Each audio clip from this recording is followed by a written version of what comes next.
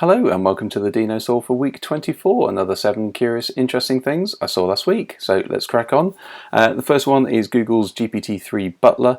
So this uses the beginnings of what you might have seen in DALL-E 2 or Imagen recently. So that's a thing where you type in some words and it generates a really accurate image. So the beginnings of that are really typing in some words and understanding the context of what those words mean. So that's what this robot is doing. It can also sense this environment. So instead of you typing in something like I've spilt some Coke, can you help me clean it up? It will then say, right, I now need to figure out what to do. I can fill in the rest. I understand the context. As you can see, there's got a little spinny thing on the robot, so it can actually use LiDAR and cameras to then figure out where stuff is. It knows what a Coke can is. It knows how to look for a sponge. It knows what one looks like. So that all sounds like you've just done a series of steps. However, if you just then completely change your mind and say, I've left my sandwich in the fridge, could you please go and get it for me? It would know what to do as well, because it can work out what all of that meant, so the context of what you're looking for. So that is pretty funky. So that's a massive step on from the likes of digital assistants we currently have. Kind of everybody's been bringing out robots for the last couple of years and none of them are really stuck, and likewise digital assistants like Alexa are just really crude. So this might well be the future, or at least the start of a really useful practical robot. Apple had an event. This event had quite a lot of stuff in it. It was quite a lot of kind of low-level stuff. However, some things caught my eye. This is pay later. So we've seen recently people like Amazon looking at different verticals or adjacent businesses. So they're extending out what they've currently got to other places. For instance, Amazon had their Amazon Prime, which they then extended out to third parties. So Apple have Apple Pay, and they're now going into the buy now, pay later, not necessarily credit business, but it kind of is. So this is interesting for a couple of reasons. Obviously, that creates a little bit of loyalty for Apple. You're locked into an 8-week payment schedule, for instance. But what it does also do is it goes into a slightly shady place as well. So this incentivization of buying things that you potentially can't afford or you can't make the repayments yet could end in a little bit of, I guess, brand damage. Let's see where that goes. But there were some surveys and reports out there. As one of that I read was saying that 30% of people struggle to repay these buy now pay later deals. So what exactly happens when you can't repay the money? There is no actual cost for you to actually take out this, so there's no extra cost for doing this, but what happens if you can't actually make those payments? Don't really know. I assume the bailiffs don't come around in an Apple car and knock on your door, but let's see where that one goes. That's quite interesting. The EU has finally managed to mandate USB-C ports in devices. So this has been rattling on for a while, but I think it was Tuesday they penned the final wording of this. And it basically means that any device that is sold in the EU has to have a USB-C charging port. This is the likes of digital cameras, if anybody still uses those, but most importantly mobile phones, smart speakers, that sort of thing. So a lot of manufacturers have already made the step to a kind of a universal micro USB or mini USB, doesn't really matter. But obviously Apple have their Lightning connector, so they have their proprietary connector, and they're not best pleased by this one. They think it's stifling innovation. Now the EU from their part have said, look, actually the reason we're doing this is two reasons really: money and also e-waste. There's something like 11,000 tons of e-waste from chargers alone in the European Union, but also Europeans spend 2.4 billion euros on chargers each year. So those are sort of specific chargers for different devices, be it laptops or cameras or phones. So you can see where they're coming from. Now this might also hasten Apple to then do something dramatic, like remove all things from their phones, because obviously all connectors from their phones, they might just go purely wireless. Let's see. But clearly if they need to create a device that has USB-C in the European Union, then it makes no sense to then have a second device that is for the rest of the world. So they might as well just go all in. The UK have said they're not going to opt into this. But if the EU do it, probably the rest of the world will. So we'll see where that goes, but that's my opinion only. But interesting. AI carbon footprint is a thing. So we've seen this with the likes of Bitcoin or blockchain. So this kind of proof of work is actually super energy intensive and therefore has a carbon footprint.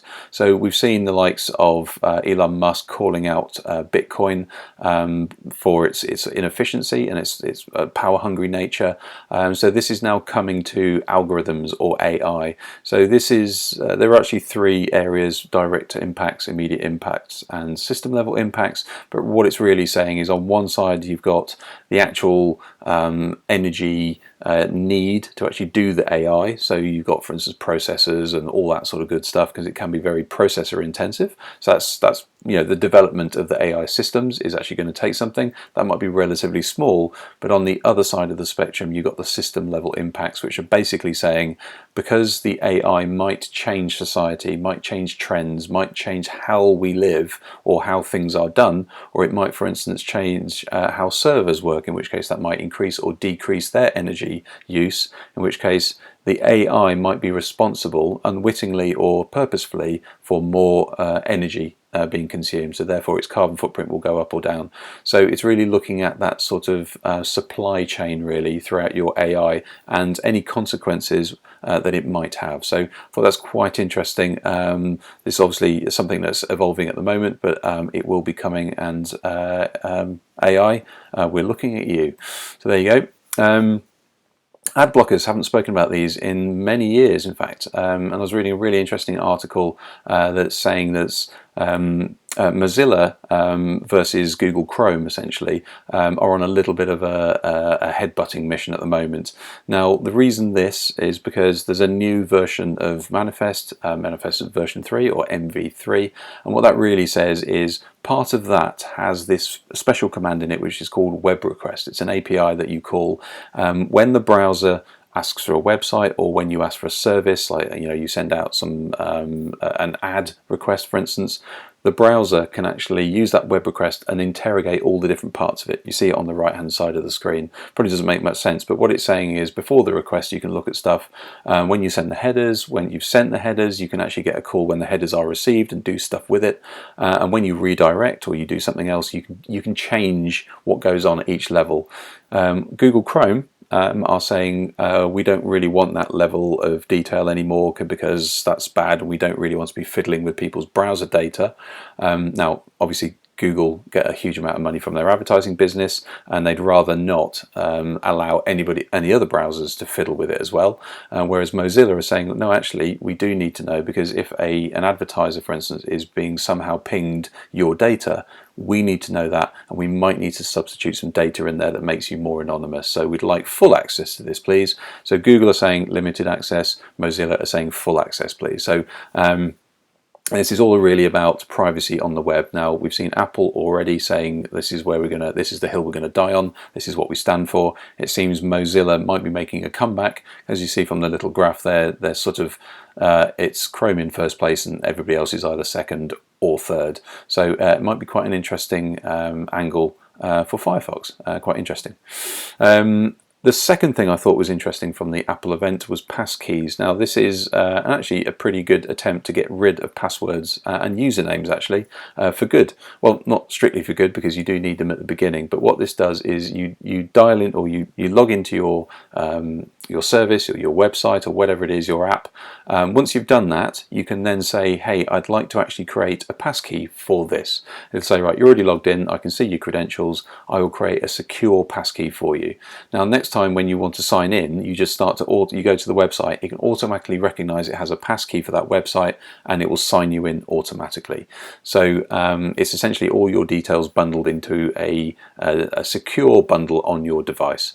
If you are not on an Apple device, or you don't have an Apple device, or you're on, for instance, a PC and you're trying to log into a website, then it'll actually show you a QR code which you can then scan with your Apple phone, and then you can authorize it with your face or your thumb, and then the website will just update itself. Very similar to if you've got a bank that says, please authorize this with your phone, you scan your thumb, and then all of a sudden you see the website update itself. So it's very similar to that. So obviously you need a password username to get through at the beginning, because the website probably requires that as well. But other than that, you don't actually then start typing in passwords ever again, because that's the bit where people intercept them and you get hacked. So there you go. So that might be the end of trying to remember and also use passwords and usernames. There you go. Quite interesting. And finally, this is kind of curious. So this is Jack Dorsey, obviously creator of Twitter, or one of. Now he is now saying that the Web 5 is the standard he's working to now.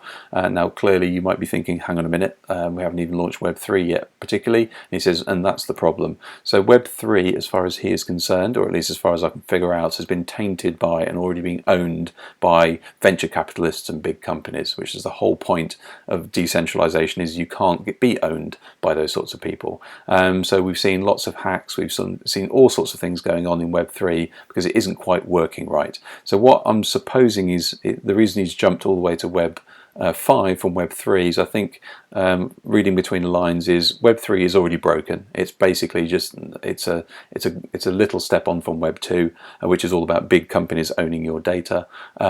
Web 4, I assume, will just be fixing all the problems with Web 3, and therefore Web 5 is really the standard we should be aiming at. So if this makes any sense whatsoever, then or you're intrigued by it, and go and have a check out of his website. There's actually a small sort of PowerPoint type presentation on there that tells you all about decentralized identifiers and verifiable credentials and decentralized web nodes, like storage on web nodes, decentralized, etc. No actual release date for this, obviously, because because we haven't even got to Web 3 yet. But there you go. Web 5. If you're not talking about Web 5, you should be, or something. There you go. Hopefully that was interesting. Hopefully it was useful. If you did, give it a like, share it with somebody, and I will see you next week.